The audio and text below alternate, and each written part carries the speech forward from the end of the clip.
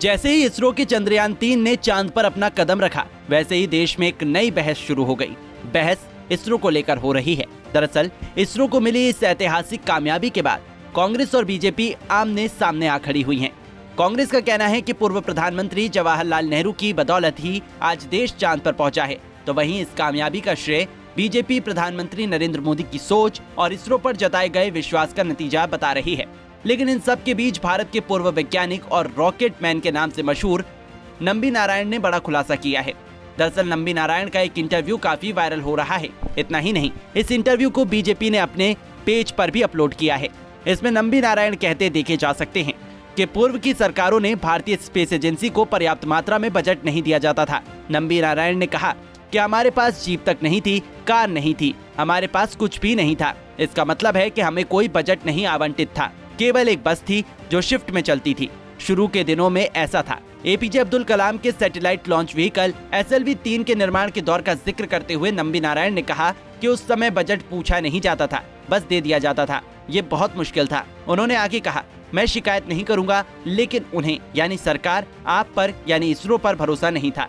Video में जब विपक्ष के इन आरोपों पर सवाल पूछा गया कि प्रधानमंत्री नरेंद्र मोदी चंद्रयान-3 की ऐतिहासिक सफलता का सारा क्रेडिट ले रहे हैं, तो नंबी नारायण ने कहा कि ये बहुत बचकाना है। उन्होंने कहा कि अगर इस तरह के नेशनल प्रोजेक्ट की बात होगी तो प्रधानमंत्री के सिवा और कौन क्रेडिट लेगा। आप भले प्रधानमंत्री को पसंद ना करें, ये आपकी समस्या है, लेकिन आप उनसे क्रेडिट नहीं छीन सकते।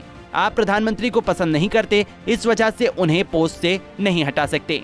आपको जानकारी हो कि नंबी नारायण की जिंदगी किसी फिल्मी कहानी से कम नहीं है।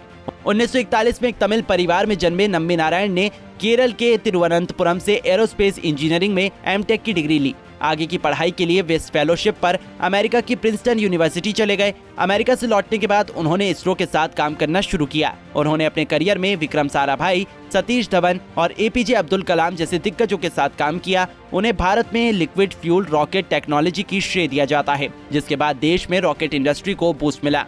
दरअसल 1994 में नंबी नारायण की जिंदगी में बड़ा मोड़ आया, जब उन पर जासूसी का आरोप लगा। आरोप था कि उन्होंने अंतरिक्ष प्रोग्राम से जुड़ी जानकारी 2 बाहरी लोगों के साथ शेयर की, जिन्होंने इसे पाकिस्तान को पहुंचा दिया। उन्हें गिरफ्तार कर लिया गया। जासूसी के आरोपों के खिलाफ नंबी नारायण ने लंबी लड़ाई लड़ी और 1996 में सीबीआई कोर्ट ने आरोपों को खारिज कर दिया। मामला सुप्रीम कोर्ट तक गया, जहां शीर्ष अदालत ने न सिर्फ बेगुनाही पर मुहर लगाई, बल्कि केरल सरकार को मुआवजा देने का आदेश दिया। केरल सरकार ने नारायण को 1.3 करोड़ रुपए मुआवजा दिया था। साल 2019 में भारत सरकार ने उन्हें तीसरे सबसे नागरिक सम्मान पद्मश्री से सम्मानित किया था। नंबी नारायण की जिंदगी पर रॉकेटरी नाम से फिल्म बनी, जिसमें अभिनेता R माधवन ने लीड रोल किया था।